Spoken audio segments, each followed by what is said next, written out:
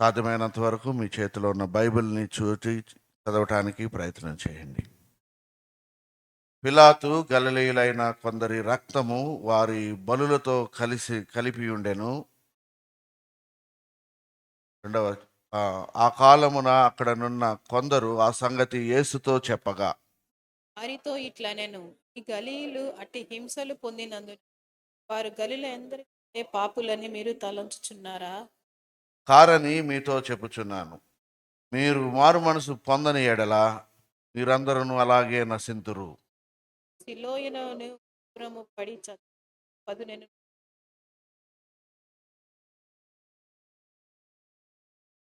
కారని మీతో చెప్పుచున్నాను. మీరు మారు మనసు పొందని ఎడల మీరందరూ అలాగే నశింతురు. మరియు ఆయన వారితో ఈ ఉపమానము చెప్పెను. ఒక మనుషుని ద్రాక్ష తోటలో అంజూరపు చెట్టు ఒకటి నాటబడి ఉండెను. అతడు దాని పండ్లు వెదక వచ్చినప్పుడు ఏమీ దొరకలేదు. కనుక అతడు, ఇదిగో 3 ఏండ్ల నుండి నేను ఈ అంజూరపు చెట్టున పండ్లు వెదకను వచ్చుచున్నాను, కానీ ఏమీయూ దొరకలేదు. దీనిని నరికి వేయము, దీని వలన ఈ భూమి ఎలా వ్యర్థమైపోవాలనని ద్రాక్ష తోట మాలితో చెప్పెను. అయితే వాడు, అయ్యా, నేను దాని చుట్టూ త్రవ్వి ఎరువు వేయి మట్టుకు ఈ సంవత్సరము కూడా ఉండనిమ్ము. అందరం కలిసి చదువుదాం. అది ఫలించిన సరి లేని లేని ఎడల ఎడల నరికించి నరికించి వేయమని వేయమని అతనితో చెప్పాను. మరొకసారి చదువుదాం. అది ఫలించిన సరి లేని ఎడల నరికించి వేయమని అతనితో చెప్పాను. నేను ప్రార్థన చేసుకొని ప్రభు సహాయం కోరుకుందాం.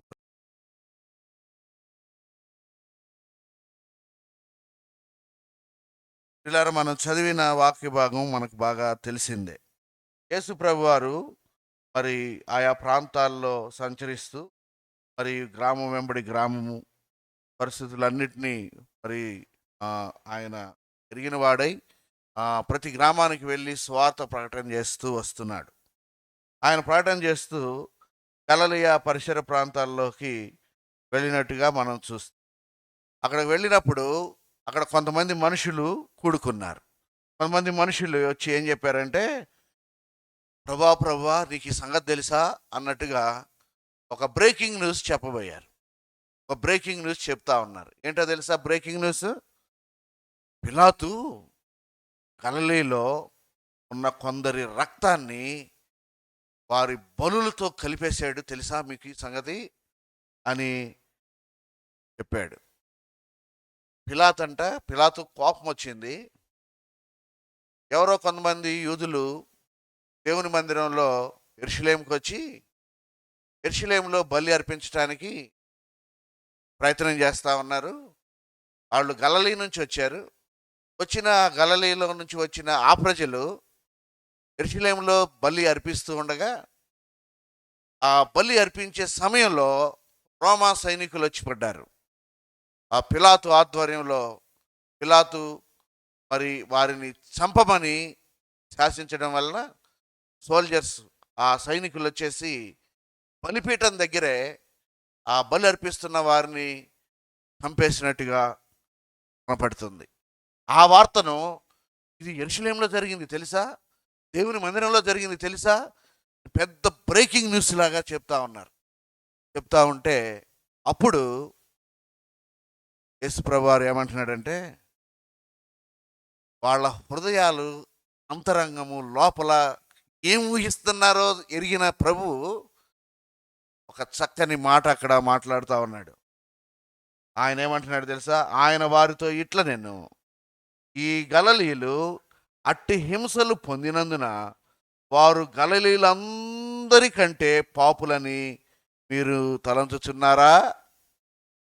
గలిలయలో ఉన్న మనుషులందరికంటే వీరు పాపులు కాబట్టి వీరు బలిపీఠం దగ్గర దుర్మరణం పొందారు, భయంకరమైన చావు చచ్చిపోయారు అని మీరు అనుకుంటున్నారా? అంటే గలిలయలో బతుకున్న వాళ్ళు ఈ చచ్చిపోయిన వాళ్ళకంటే మంచివాళ్ళని అనుకుంటున్నారా? లేకపోతే చచ్చిపోయిన వాళ్ళు బ్రతికున్న వారికంటే పాపులు, భయంకరమైన పాపం చేశారు కాబట్టి వారికి శిక్ష జరిగింది అని మీరు తలస్తున్నారా అని రివర్స్ క్వశ్చన్ వేసి ప్రభువారు ఏమంటున్నాడంటే, కాదు, మీరు అనుకునేది కాదు. ఎందుకో తెలుసా, వారు ఆల్రెడీ అనుకుంటున్నారు, సాగు చచ్చిపోయాడు రా వీడు, ఏం సాగు చచ్చిపోయాడు రా అంటారు చూసారా, దిక్కులేని సాగు చచ్చిపోయారు రా వీళ్ళు, దేవుని మందిరానికి వచ్చి కూడా దేవుని మందిరంలోనే చచ్చిపోయారు రా, అంటే దేవుడు కూడా వీళ్ళని క్షమించలేదురా.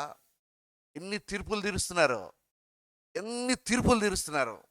తీర్పు తీరుస్తుంటే ప్రభు అంటున్నాడు, కాదు కాదు, వారు పాపులే, వారు పాపం చేసిన వారే, పర్వాలేదు, వారికంటే బతుకున్న వాళ్ళు శ్రేష్ఠులు మాత్రం కాదు, గొప్పవారు మాత్రం కాదు, పరిశుద్ధులు మాత్రం కాదు.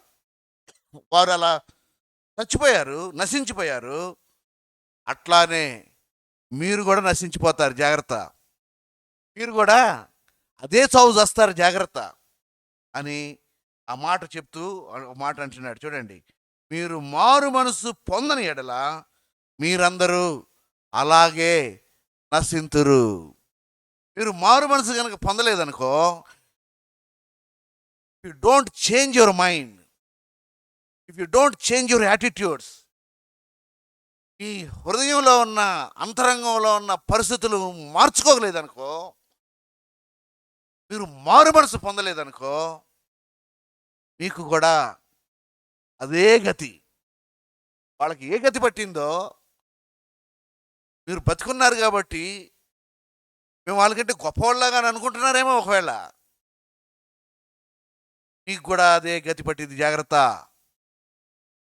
మారు మనసు పొందితే సరి, మీరు మారు మనసు పొందారనుకో మంచిది.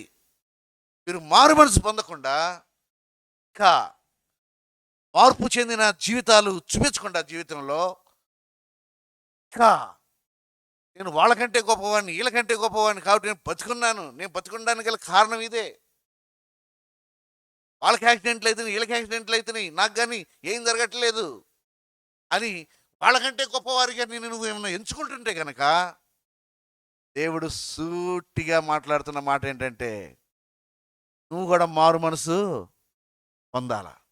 మారు మనసు పొందితే సరి, నువ్వు పొందకపోతే, మారు మనసు పొందకపోతే నీకు కూడా అదే గతి పట్టింది, జాగ్రత్త.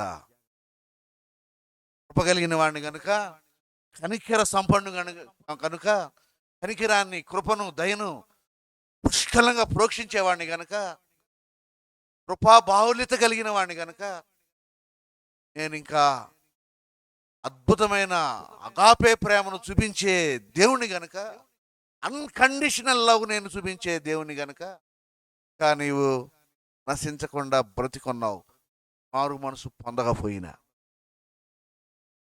ఇంకా బ్రతికుండడానికి గల కారణం దేవుని కృపే కానీ, దేవుని దయే కానీ, వాళ్ళకంటే గొప్పవాడి కాబట్టి నువ్వు బ్రతికుండలేదు. వాళ్ళకంటే గొప్పవాడి కాబట్టి దేవుడు నిన్ను తప్పించలేదు. మనకంటే గొప్పవారు ఎంతో మంది కరోనాలో కొట్టుకొని పోయారు.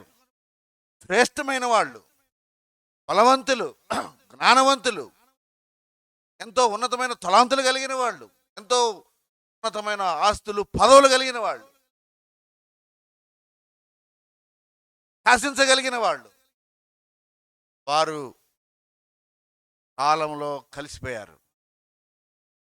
బ్రతుకున్నామనంటే నీకున్న చిన్న స్థలంలో, ఉన్న చిన్న గృహంలో అన్ని వసతులు లేకపోయినప్పటికీ, అయినా కూడా నువ్వు బ్రతుకున్నావనంటే దాని వెనక దేవుని యొక్క కృప, దేవుని యొక్క దయ స్పష్టంగా ఉందని దేవుడు జ్ఞాపకం చేస్తా ఉన్నాడు. మారు మనసు పొందకపోతే నీకు కూడా ఏ గతి, అలాగే మీరు కూడా నశిస్తారు. బిడ్డకు అప్పుడే 20 సంవత్సరాలు వచ్చినాయి, బీటెక్ ఫైనల్ ఇయర్ చదువుతా ఉన్నాడు. వాళ్ళ పిన్నికి హాస్పిటల్లో ఉంది, బాగలేదు. ఆ బిడ్డ కుమారుడు అన్నాడు, నాన్న పిన్నిని ఒకసారి చూసి వస్తాను, సరే కాలేజీ నుంచి అటు నుంచి అటే బస్ ఎక్కి, సిటీ బస్ ఎక్కి వెళ్ళిపోయాడు చూడ్డానికి. హాస్పిటల్‌కి వెళ్ళి ఆ పిన్నిని చూసి మళ్ళీ తిరిగి వస్తుంటే అప్పటికి చీకటి పడింది. బాబాయ్‌ని అడిగి, "బాబాయ్ నీ బైక్ ఇవ్వు, నేను ఇంటికి వెళ్ళాలి." "ఏ వద్దు నాన్న, దీనికి బ్రేకులు సరిగ్గా పడట్లేదు. వదిలేరా, బస్సుకి వెళ్ళిరా, ఆటోకి వెళ్ళిరా" అని అంటే వాడు వినలా. "లేదులే బాబాయ్, నేను మేనేజ్ చేస్తాను. నేను చూసుకుంటానులే, ఎన్నిసార్లు పోలేదు" అని బైక్ తీసుకొని బయలుదేరాడు.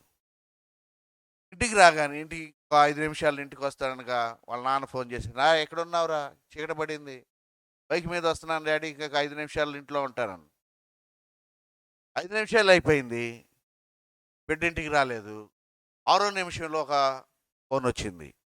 ఆరో నిమిషంలో వచ్చిన ఫోన్ ఏంటంటే, "ఏమండి, ఇక్కడ ఎవరో ఒక అబ్బాయి పడిపోయాడు, లారీ గుద్దింది." ఈ ఫోను, ఆ అబ్బాయి దగ్గర ఉన్న ఫోన్లో చివరి కాలు డాడీ అని ఉంది. ఈ అబ్బాయి యొక్క తాలూకు మీరేమోనని డాడీకి మేము ఫోన్ చేస్తున్నామని అక్కడ చూసిన వాళ్ళు డాడీ నెంబర్కి ఫోన్ చేసి ఫోన్ కలిపితే టావుటిన అక్కడికి వెళ్ళి చూస్తే ఆ బిడ్డ అప్పటికే చనిపోయింది. ఆ బిడ్డ అక్కడికే చనిపోయినాడు. ఊరంతా పోగయ్యారు.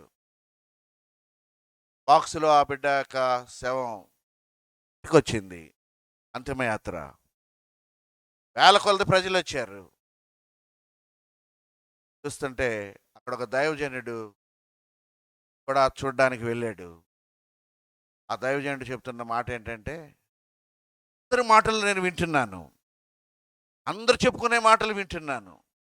ఒక్కొక్కళ్ళు ఒక్కొక్క రకంగా మాట్లాడుతున్నారు, ఒక్కొక్కరు ఒక్కొక్క రకంగా చెప్పుకుంటున్నారు. ఏమని? ఏందిరా, బతుకు బతికి ఇలాంటి మరణం పొందాడేంటిరా అనేవాళ్ళు కొంతమంది. అయ్యో, 20 ఏళ్ళు కూడా నిండకుండానే ఈ బిడ్డ చచ్చిపోయాడా ఏంటిరా అని బాధపడేవాళ్ళు కొంతమంది. కొంతమంది, వీడు ఎన్నిసార్లు చెప్పినా వినడండి, ఎంత గద్దించినా వినడండి, వాళ్ళ నాన్న కూడా చెప్పాడంటండి వద్దని, అయినా వినలేదండి. ఇవి చెప్పుకునేవాళ్ళు నానా రకాల మాటలు, ఎన్నో స్వరాలు అక్కడ వినపడతా ఉన్నాయి, ఎన్నో మాటలు వినపడతా ఉన్నాయి. వీళ్ళందరి మాటలు వింటుంటే ఆ దైవజనుడికి ఈ అధ్యాయం గుర్తొచ్చిందంట. గుర్తొచ్చి అనుకుంటున్నాడు, బతికున్న మేము ఈ చచ్చిపోయిన ఈ అబ్బాయి కంటే శ్రేష్ఠులం, మంచోళ్ళం కాబట్టి, పరిశుద్ధులం కాబట్టి మేము సజీవంగా ఉన్నాం. వారి మాటల్లో, ప్రతి ఒక్కరి మాటల్లో అది సూచాయిగా కనపడతా ఉంది. వీడి దరిద్రమైన చావు చచ్చిపోయాడు, ఘోరమైన చావు చచ్చిపోయాడు, భయంకరమైన చావు చచ్చిపోయాడు, కానీ మేము చచ్చిపోలేదు. కారణం వీడికంటే మేము శ్రేష్ఠులం, గొప్పవాళ్ళం. ప్రభు అంటున్నాడు, no no no no no, ఆ లారీ కింద చచ్చిపోయిన అబ్బాయి ఎలాంటి వాడో మీరు కూడా అలాంటి వాళ్ళే. మీరు మారు మనసు పొందితే సరి, లేకపోతే ఒక దినాన వారికి జరిగిందే నీకు కూడా జరిగే అవకాశం ఉన్నది. జరగకుండా ఎందుకు ఆపుతున్నాడంటే దేవుడు తన కృపను బట్టి, తన దయను బట్టి మారు మనసు పొందండి. అక్కడ ఒక విషయం చెప్తే యేసు ప్రభు వారు వెంటనే ఇంకొక విషయాన్ని, ఒక మరణ వార్తను యేసు ప్రభు వారు చెప్తున్నాడు. చూడండి, అక్కడ యేసు ప్రభు వారి స్కానింగ్ కూడా చూద్దాం. అక్కడ యేసు ప్రభు వారు మాట్లాడుతున్న మాట 4వ వచనము. మరియు సిలోయములోని గోపురము పడి చచ్చిన ఆ 18 మంది యెరూషలేములో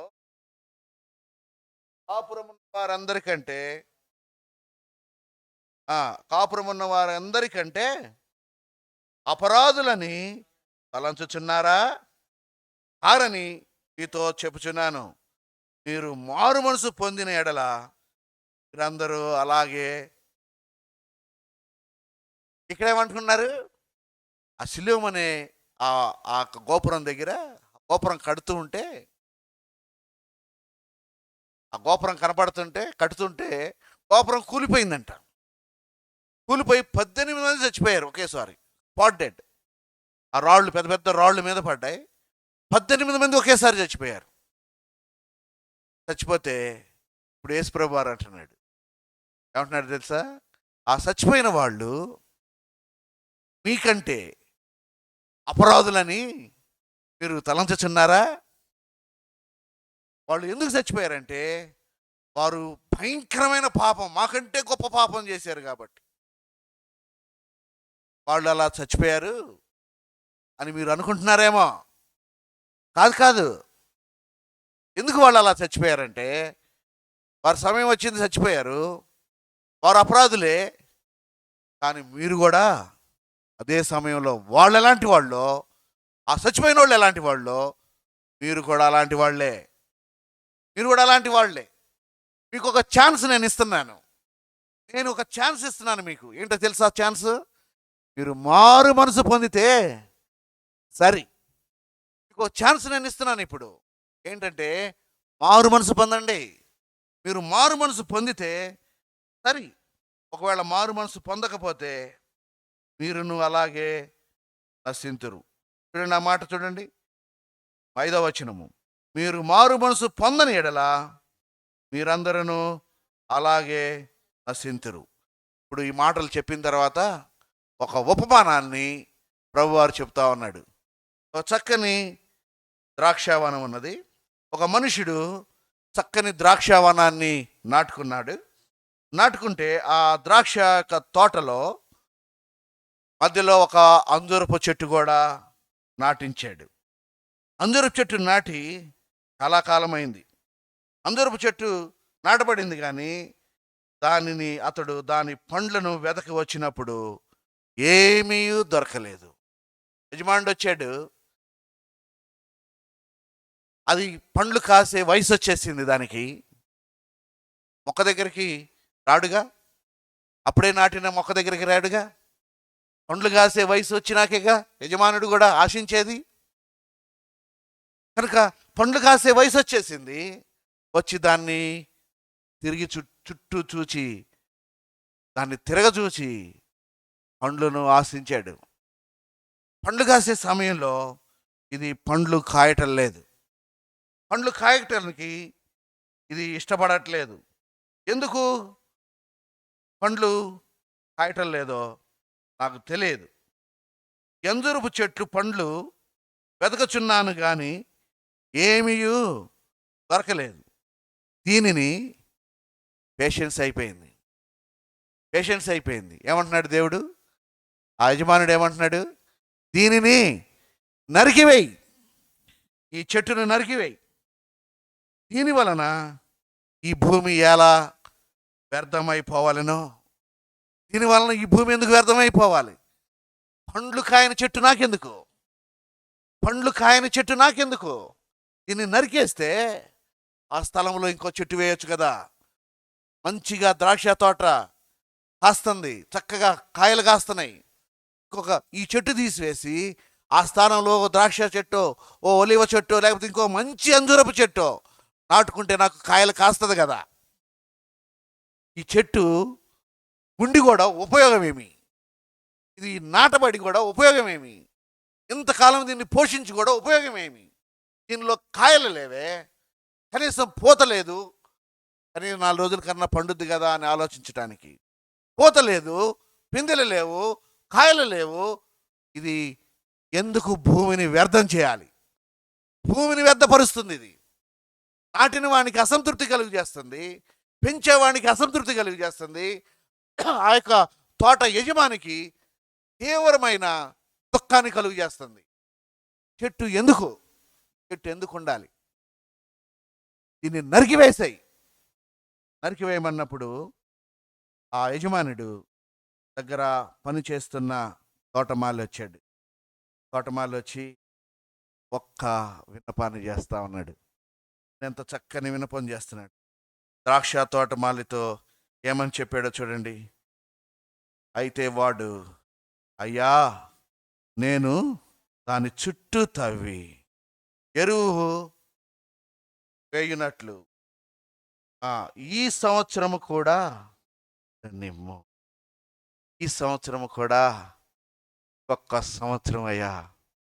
ఈ సంవత్సరం కూడా ఏం చేస్తాను తెలుసా? మునపటి కంటే మరింత ఎక్కువ ఎరువు వేస్తాను, మరింత ఎక్కువ నీరు పెడతాను, మరింత ఎక్కువ దానికోసం ప్రయాసపడతాను, దానికి ఎంతో పరిచర్య చేస్తాను, దానికి కావాల్సిన ప్రతిదీ అందిస్తాను. ఒక్క సంవత్సరం చూద్దామా? ఈ ఒక్క సంవత్సరం ఆగయ్యా, ఈ ఒక్క సంవత్సరం ఆగి నువ్వు అది ఫలించినా సరే, ఫలించిందనుకో ఓకే, నీకు సంతోషమే, పెంచిన నాకు సంతోషమే, నీకు ఆనందమే, పెంచిన నాకు కూడా ఆనందమే. ఈ ఒక్క సంవత్సరం ఆగు, ఈ ఒక్క సంవత్సరం ఆగు. ఫలించిందనుకో పర్వాలేదు, ఫలించకపోతే అప్పుడు నరికించి వేయమని అతనితో చెప్పి యజమానుడి దగ్గరికి వెళ్ళి బ్రతిమలాడుతున్నాడు. ఏమని? ఒక్క సంవత్సరం ఆగు. తండ్రి అయిన దేవుడు పరలోక రాజ్యంలో ఈ సమయంలో రైట్ నౌ పరలోక రాజ్యంలో అత్యున్నత సింహాసనం మీద ఆసీనుడై ఉన్నాడు. ఎంతమంది నమ్ముతారు? ఆయన ఈ సమయంలో ఆసీనుడై ఉన్నాడా? అన్నాడు కదా. ఆయన కుడిపార్శ్వాన కూర్చొని యేసు ప్రభు వారు కూడా అదే సింహాసనంలో ప్రక్కనే కూర్చొని ఉన్నాడు. ఎంతమంది నమ్ముతారు? యేసు ప్రభు వారు ఈ సమయంలో కుడిపార్శ్వాన ప్రభు దగ్గర ఉన్నాడు. ఎంతమంది నమ్ముతారు? నమ్ముతున్నారా? వెళ్ళాడు కదా యేసు ప్రభు వారు. వెళ్తూ ఏం చెప్పాడు?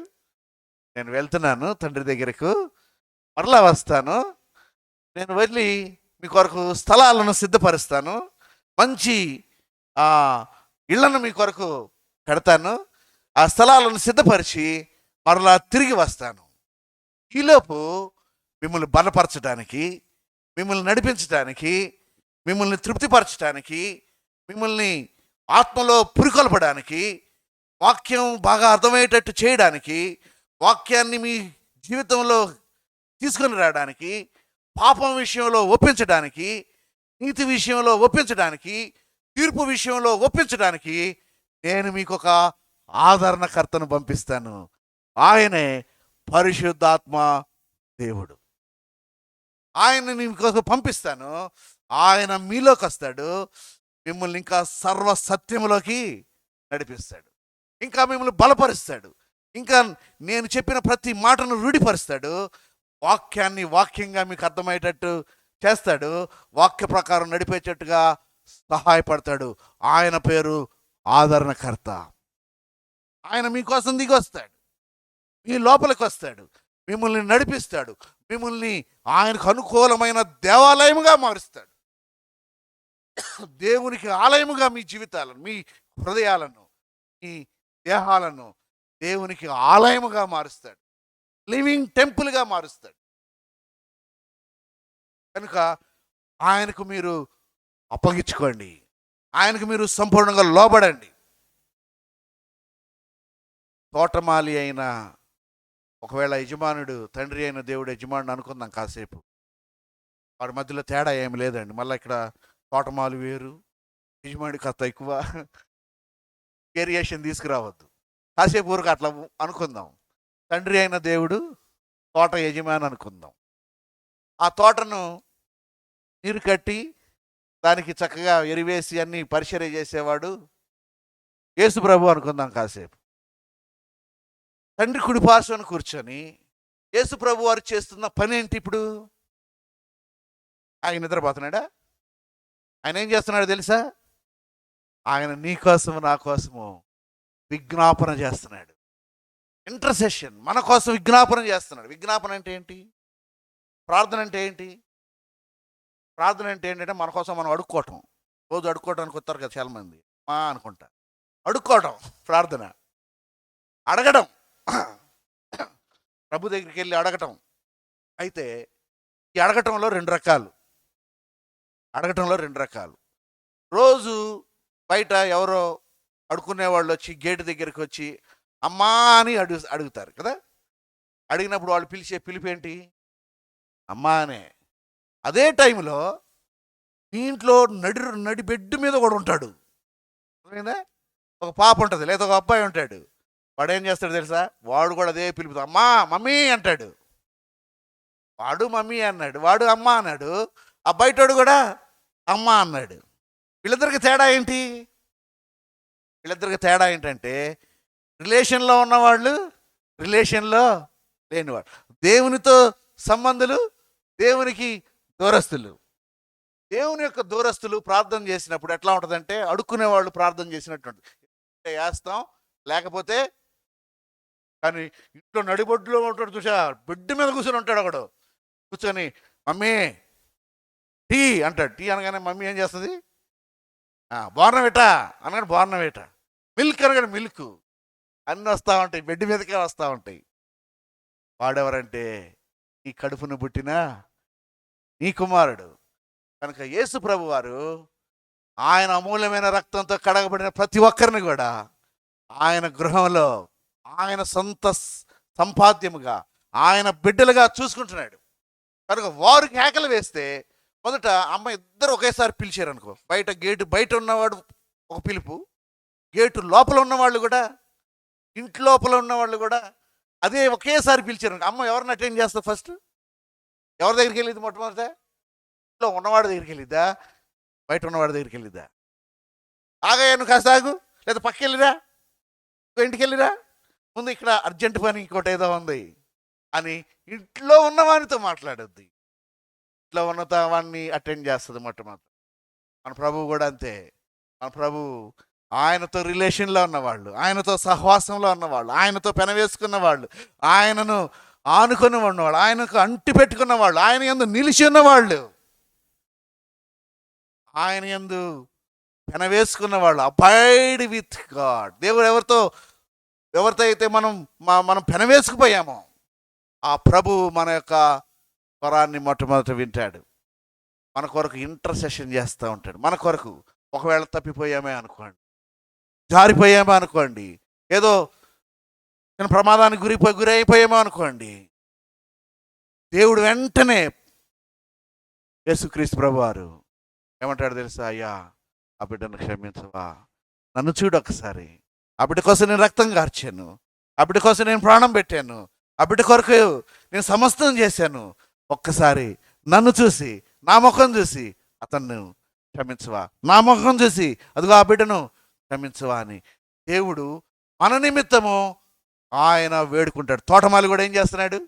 అయ్యా ఏమని పిలుస్తున్నాడు చూడండి, ఈ సంవత్సరం నేను దాని చుట్టూ తవ్వి ఎరువు వేయు మట్టుకు ఈ సంవత్సరమున కూడా ఉండనిమ్ము, ఈ సంవత్సరం కూడా ఉండనిమ్ము బ్రతిమలాడుతున్నాడు. ఈ సంవత్సరం, ఒక్క సంవత్సరం, ఈ ఒక్క సంవత్సరం, ఈ ఒక్క సంవత్సరం ఆగయ్యా, నేను మంచిగా ఎరువేస్తాను, కావలసిన అన్ని ఇస్తాను, సక్రమంగా కావలసిన పోషణ అంతా ఇస్తాను, వాక్యము నది వలె ప్రవహించేటట్టుగా చేస్తాను, ఎరువేస్తాను, ఇంకా బలమైన వాక్యాన్ని, ఇంకా అద్భుతమైన దేవుని పరిచారకుల్ని, దేవుని బిడ్డల్ని ఇంకా పరిచయం చేస్తాను, ఇంకా ఎక్కువ వాక్యాన్ని అందిస్తాను. అయితే ఈ ఒక్క సంవత్సరం ఆగవా, ఈ ఒక్క సంవత్సరం ఆగవా బ్రతిమలాడుతా ఉన్నాడు తోటమాలి. యేసు ప్రభు వారు చేస్తున్న పని కూడా అదే. ప్రభు మన కొరకు విజ్ఞాపన చేస్తున్నాడు, మనం బలపడాలని. మన వైపు యజమానుడైన తండ్రి ఒకవేళ చూస్తూ, యేసు ప్రభువా ఏంటి ఆ చెట్టు ఏంది సరిగ్గా కాయటం లేదు, ఆ నంది హిల్స్ ఆ చెట్లు అన్నిటి తెగులు పెట్టినట్టుంది, ఉడతలు వచ్చేసినాయి, కాయలు చూద్దామంటే అసలు ఒక్కదానికి కూడా కాయలేదు అని అంటున్నాడు అనుకోండి. వెంటనే ప్రభు అంటాడు, 2025 దాకా ఓపిక పడ్డావు, 26 కూడా కానీ ప్రభు ఇంకా బలమైన వాక్యం చెప్పిస్తాను, ఇంకా దైవజనులైన వారిని ఇంకా బలవంతులను లేపుతాను అక్కడ, ఇంకా వాక్యాన్ని ప్రవాహంలాగా నది వలె మంచి ఎరువు వేపిస్తాను. చూద్దాం, ఈ ఒక్క సంవత్సరం చూద్దాం, ఒక్క సంవత్సరం చూద్దాం, ఈ ఒక్క సంవత్సరం చూద్దాం. కొంచెం ఆగు ప్రభువా, కోపము కొంచెం అణుచుకో ప్రభువా. నువ్వు కోపడితే ఎంతసేపు ఉంటారు? క్షణంలో మాయమైపోరు వాళ్ళు, క్షణంలో మాయమైపోతారు కదా. నువ్వు కోపడితే ఎంతసేపు ఉంటారు? క్షణంలో మాయమైపోవటమే కదా. ఒక్కసారి ఆగవా అని చెప్పి ప్రభు అయిన యేసయ్య ప్రాధేయపడతా ఉన్నాడు. ప్రాధేయపడతా అక్కడ ప్రభు తండ్రిని ప్రాధేయపడుతుంటే పరిశుద్ధాత్ముడు నీ హృదయంలో కూర్చొని ఏడుస్తూ ఉన్నాడు. నీ హృదయంలో కూర్చొని ఏడుస్తూ ప్రతిమలాడుచు, ఆ బిడ్డ ఎంతకాలం నీ అధికారం నాకు ఇవ్వకుండా ఉంటావు, ఎంతకాలం నా మాట వినకుండా ఉంటావు, నా స్వరం వినకుండా ఉంటావు, వాక్యాన్ని నీకు ధారాళంగా ప్రవహిస్తూ ఎంత అద్భుతమైన దైవజనులను తీసుకొచ్చి నీతో మాట్లాడుతున్నా కూడా, వాక్యాన్ని నీకు ప్రకటిస్తున్నప్పటికీ వాక్యాన్ని పెడచెవును పెట్టుకుంటూ వెళ్ళిపోతున్నావు. మారు మనసు పొందటం లేదు. నువ్వు మారు మనసు పొందటం లేదు. For not change your mind. నీ యాటిట్యూడ్స్ మారట్లేదు, నీ దృష్టి మారట్లేదు, నీ మనసు మారట్లేదు. ఇట్లానే కొనసాగితే 1 సంవత్సరం కూడా ప్రభు చూసిన తర్వాత ఆ చెట్టు గతి ఏమవుతుందో రండి. కొంతమంది మారు మనసు పొందకుండా ఎలా ఉన్నారంటే, మొదటి యోహాను 1వ అధ్యాయం 8వ వచనం. మారు మనసు పొందమంటే పొందటల్లా. మనసు మార్చుకోండి అయ్యా, ఇప్పటికన్నా కాయలు కాయండి అయ్యా. ఎన్ని సంవత్సరాలు కాయలు లేకుండా ఉంటారు, ఎన్ని సంవత్సరాలు మందిరానికి వస్తున్నారు కానీ బ్రతుకు మార్చుకోవటం లేదు, ఎన్ని సంవత్సరాలు దేవుని మందిరానికి వస్తున్నారు కానీ తాగుడు మార్చుకోవట్లేదు, ఎన్ని సంవత్సరాలు దేవుని మందిరానికి వస్తున్నారు కానీ సిగరెట్లు మార్చుకోవట్లేదు, దేవుని మందిరానికి వస్తున్నారు కానీ దైవకమైన మార్గాలు ఏమాత్రం బొత్తిగా అర్థం చేసుకోవటం లేదు. ఎంతకాలము నిన్ను పోషించాలా, ఎంతకాలము నిన్ను అహించుకోవాలా, ఎంతకాలము సీరియళ్ళు మారలు, సినిమాలు మానవు, ఆ యూట్యూబ్తో సమయం గడపడం మానవు, విపరీతమైన సమయం వ్యర్థం చేస్తూ ఉంటావు. వెళ్ళొచ్చి చెప్తా ఉంది నాతో, అన్న వస్తాడు, పట్టించుకోడన్న, అసలు పట్టించుకోడన్న మా ఆయన ఇంటికి వస్తాడు, ఆ ఫోన్ ఒకటి పట్టుకొని పొద్దాకలా మాటలు ఉండవు, ఏముండవు, పొద్దాకలా ఫోన్తోనే గడుపుతూ ఉంటాడు. ఇంట్లో కావాల్సిన అవసరతలు చూడ్డు, మాట్లాడ్డు, కనీసం మాట్లాడ్డు. గంటలు ఆ ఫోన్తోనే గడుపుతూ ఉంటాడు. ఆయన అసలు ఎందుకు వచ్చాడు అప్పుడే ఇంటికి అనిపిస్తుందన్నా, ఆయన రాకుండా ఉంటేనే బాగుంటుంది అనిపిస్తుందన్నా. పొద్దున నుంచి సాయంత్రం దాకా ఎదురు చూస్తూ ఉంటాను, ఎప్పుడు వస్తాడా, మాట్లాడదాం, ఎప్పుడు వస్తాడా, విషయాలు చెప్పుకుందాం, మనసు ఇప్పి మాట్లాడుకుందాం అని అనుకుంటే మాట్లాడడానికి సమయం మొహం తీసుకెళ్ళి ఆ ఫోన్లో పెడతాడు. ఏమాట అంది, మొహం తీసుకెళ్ళి ఆ ఫోన్లో పెడతాడన్న. విలవల్లాడుతుందో చూడండి. 1 యోహాను 1:8 మనము పాపము లేని వారమని చెప్పుకొని నేడలా మనను మనమే మోసపుచ్చు వారిలో సత్యముండు. చాలాసార్లు మారు మనసు పొందనంటే ఎందుకు పొందాలి, నేను ఏం మారాలా, నాలో పాపం ఉంటే కాదు ఏంది నన్ను మారు మనసు పొందమంటారా? నా సంగతి తెలుసా? తాత పాస్టరు, మా నాన్న పాస్టరే, ఇప్పుడు నేను పాస్టర్నే, ఆయన కూడా పాస్టరేనట. కానీ ఏం లేదు, మారు మనసు లేదు. మారు మనసు పొందురా అంటే మారు మనసు లేకుండానే పరిచర్య బాగా చేయొచ్చు. చెప్తున్నాను, జాగ్రత్తగా వినండి. మారు మనసు పొందకుండా పరిచర్య అద్భుతంగా చేయొచ్చు. సాతాను కూడా బాగా చేస్తాడు, అద్భుతంగా చేస్తాడు మారు మనసు పొందకుండా. మారు మనసు పొందకుండా ఎంతైనా చేయొచ్చు. 2 సంవత్సరాలు చేశాను నేను యవనస్తుడిగా ఉన్నప్పుడు మీలాగా. ఒకరోజు బుక్ ఓపెన్ అయింది, దేవుడు మా అమ్మకు ఓపెన్ చేసి ఇచ్చాడు.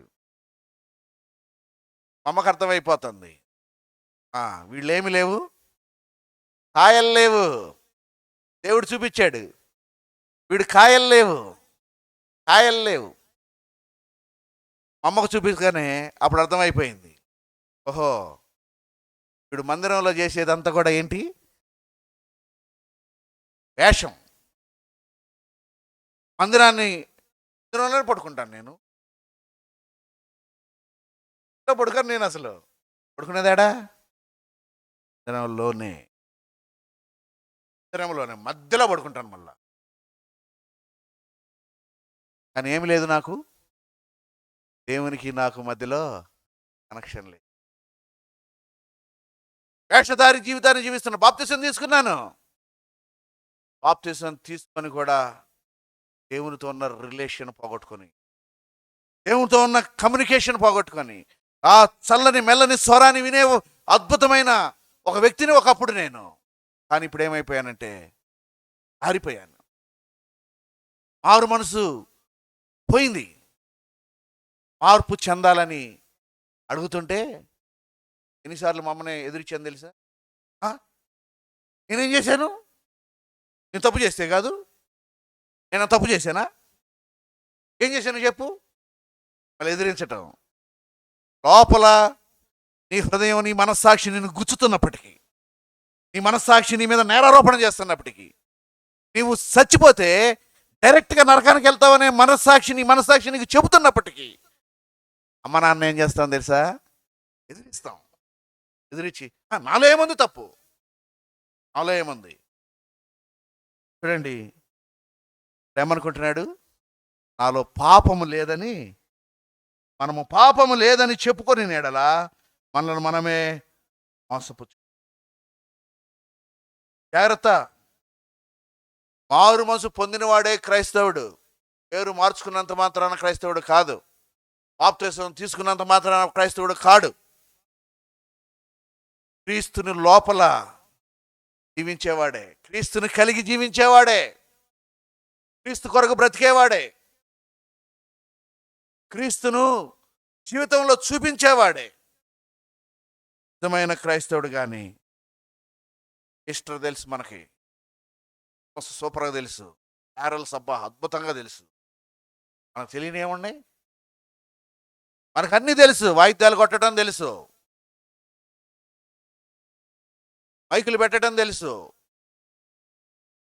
మందిరంలో పరిచర్య చేయటం బాగా తెలుసు, అన్నీ తెలుసు. తెలియంది ఏంటో తెలుసా? యేసుప్రభువే. తెలియందేంటి? యేసుప్రభువు తెలియదు మనకి.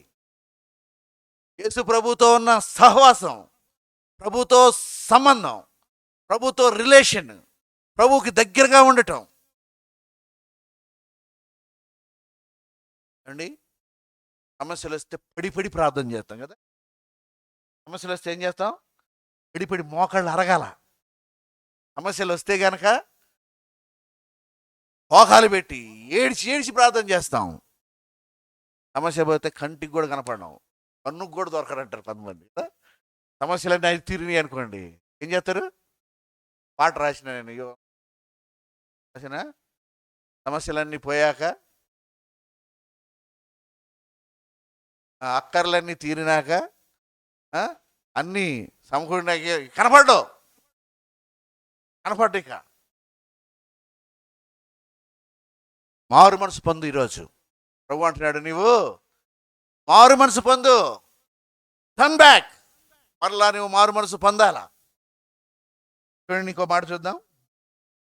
నాలో పాపము లేదనే వాళ్ళు ఏం చేయాలి? ఈరోజు మారు మనసు పొందాలి. నేను నాలో పాపం లేదనుకుంటున్నావేమో, నీవు మారు మనసు పొందాలని ప్రభు హెచ్చరిక చేస్తా ఉన్నాడు. రెండవ మాట, యాకోబు గ్రంథం, యాకోబు పత్రిక 1వ అధ్యాయం 22వ వచనం. జేమ్స్, మీరు వినువారు మాత్రమై ఉండి మిమ్మల్ని మీరు మోసపుచ్చుకొనకుండా వాక్య ప్రకారము ప్రవర్తించిన వారై ఉండుడి. ఎవడైనను వాక్యమును వినివాడై ఉండి దాని ప్రకారము ప్రవర్తించిన వాడైతే వాడు అద్దములో తన సహజ మొహమును చూచుకొనుచు మనుషుని పోలి ఉన్నాడు. వాడు తన్ను చూచుకొని అవతలికి పోయి తానెట్టి వాడో వెంటనే మర్చిపోవును కదా. అయితే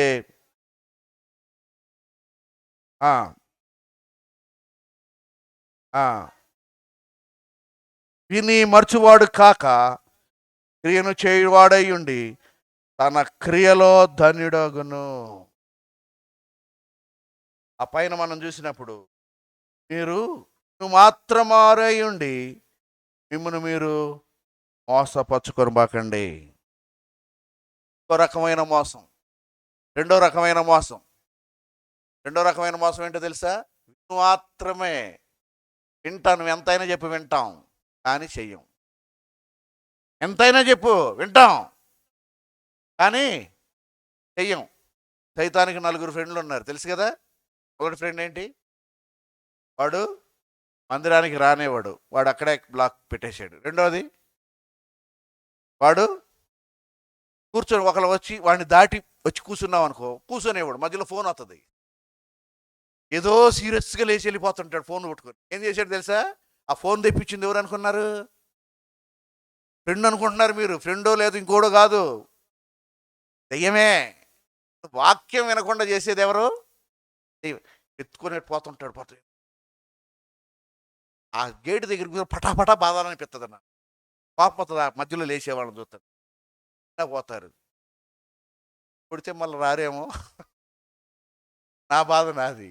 అరిస్తే రారేమో, తిడితే రారేమో. రెండో వాడు అనమాట. వీడేంటండి, వాడు వస్తాడు, వాక్యాన్ని విననేవాడు, మధ్యలో లేచి వెళ్ళిపోతాడు. కూర్చొనేవాడు రెండో వాడు, వచ్చినా కూడా కూర్చునేవాడు. మూడో వాడు ఎవరు? వినేవాడు, కూర్చున్నా కూడా కూర్చో, మొత్తం చూసుకొని కూర్చో. చూసేటప్పుడు ఎటు కూర్చోవాలా? చక్కగా ఒక ఏదైనా ఆనుకోవడానికి వీలుగా, ఎవరైనా హెల్త్ బాగున్న వాళ్ళు కూర్చుంటే పర్వాలేదు. యవన పిల్లలు కూడా ఈ మధ్య రాత్రి కూర్చోండ్రు అంటే వర్షం దీనికి ఆనుకొని కూర్చున్నారు. వరుసన ఎవరు? నవయవన యువకులు అందరు వరుసన ప్రార్థనలో కూర్చోండ్రు అంటే, మొత్తం ఎందుకు నీకు? అలాంటి వాడికి కావాలి, నడువులు పోయిన వాళ్ళకి కావాలి. ఆనుకోవచ్చు, మధ్య మధ్య కొరకు కూడా పెట్టవచ్చు మాలాంటి వాళ్ళు. పోతుందా?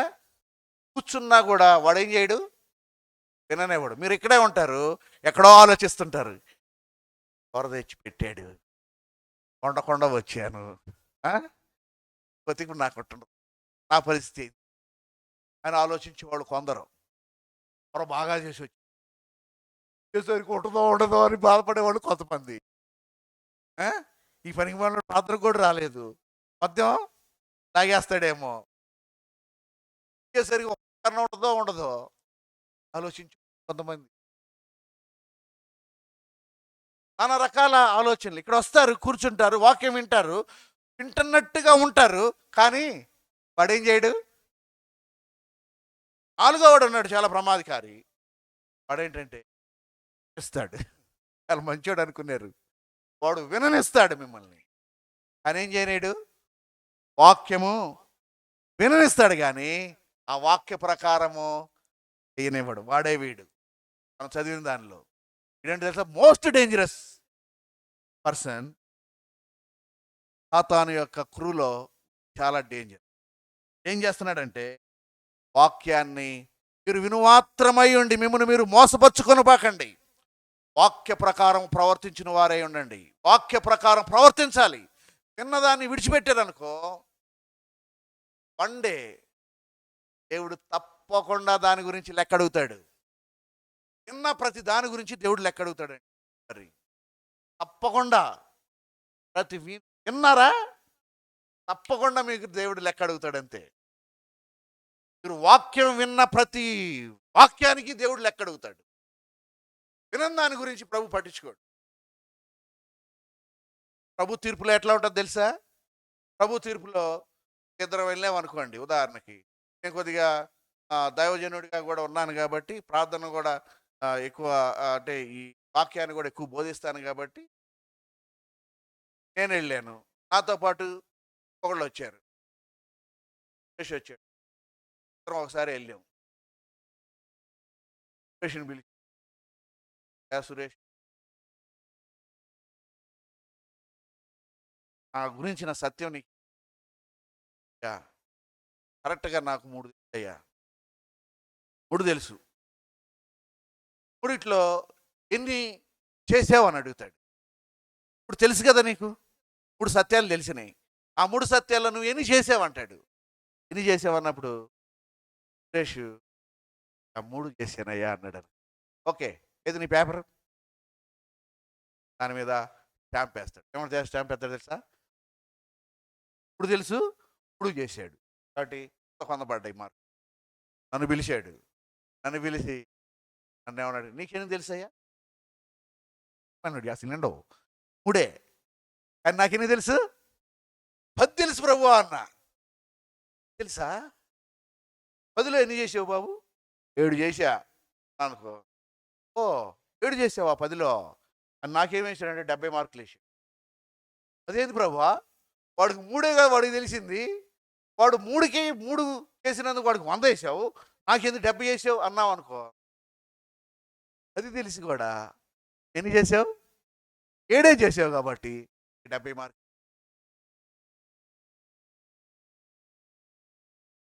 కనుక నువ్వు విన్న ప్రతి వాక్యానికి లెక్క చెప్పాలి. లెక్క చెప్పాలి. కాబట్టి రేపు నుంచి రాబాకండి ఎవరు, వినాల్సి వచ్చింది. వాక్యం వింటూ లెక్క చెప్పాలంటారు బాబు. ఇంతటితో సార్లు అనుకునేవారు, అప్పటికైనా 100 వస్తాయి అనుకున్నారు. దేవుని మందిరానికి రావాలని తెలుసుగా, వాక్యం వినాలని తెలుసుగా, దాని గురించి తీర్పు కూడా ఉంటుంది. దాని గురించిన తీర్పు కూడా దేవుడు తీరుస్తాడు. జాగ్రత్త, మారు మనసు పొందితేనే. బ్లింక్ వేస్తున్నారు, పడుతున్నాడు మా వాడు. Time is up, time up.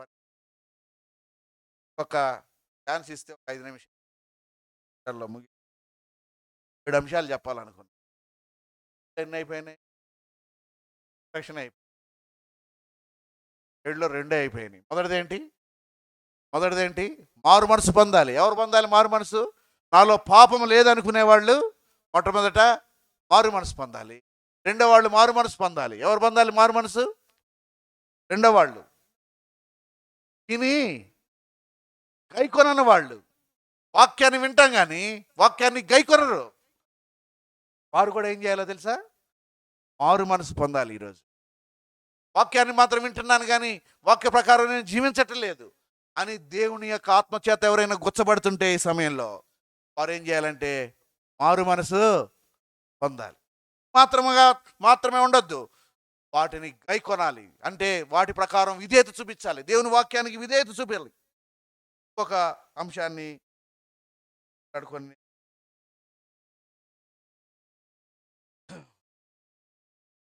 ఒక మాట జ్ఞాపకం చేస్తాను. కార్యాలు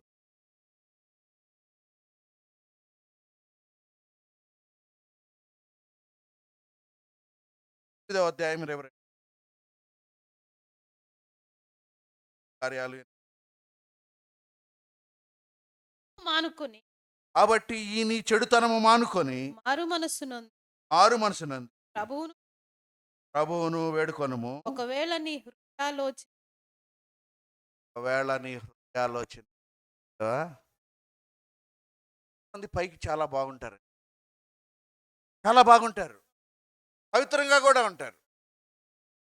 శారీరకమైన పాపాలు చేయరు. వాళ్ళు శరీరాన్ని చాలా జాగ్రత్తగా కాపాడుకుంటారు. యవనేచ్ఛల నుంచి చాలా కాపాడుకుంటారు.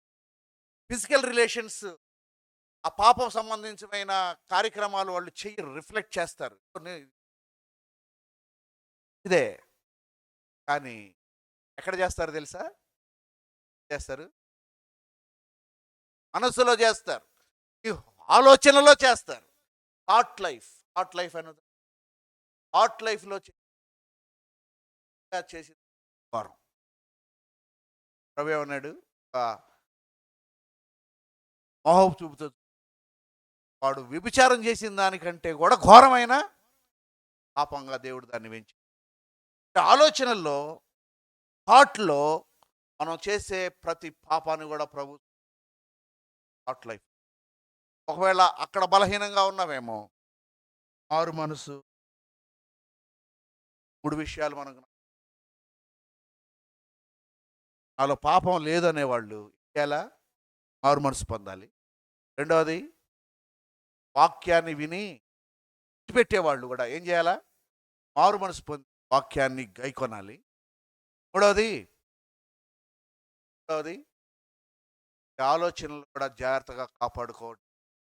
మనసు పొందకపోతే పొందకపోతే ఇదే చివరి సంవత్సరం. మారు మనసు పొందకపోతే ఇదే చివరి గడియలేమో మనకి. చివరి ఛాన్స్ దేవుడు ఇస్తున్నాడేమో. అదిగో ఆ చెట్టుకి ఇచ్చాడు. ఏమని? ఇంకొక సంవత్సరం, ఈ సంవత్సరం ఆగు నాయనా అని బ్రతిమలాడాడు. దేవుడు కూడా నీ గురించి ఆలోచిస్తా ఉన్నాడు. కాయలు కాయట్లేదు అని అంటే, మారు మనసు పొందట్లేదు అని అంటే, ఇంకా మారు మనసు పొందకుండా హృదయాన్ని కఠినం చేసుకుంటున్నావు అని అంటే, నువ్వు ఏ విషయంలో కఠినం చేసుకుంటున్నావో ఆ విషయంలో దేవునికి కోపము రగిలింది అని అంటే, ఆ చెట్టు ఆ చెట్టు అప్పుడే కొట్టివేయబడుతుంది. రండి ప్రభు యొక్క సన్నిధిలోకి వచ్చి ప్రార్థన చేసుకుందాం. యోగ్యంగా బలలో చేయవేయడానికి ముందు నన్ను మనం పరీక్ష చేసుకుందాం. నువ్వెక్కడ మారాలో అక్కడ మారాలి. ఏ విషయంలో దోషి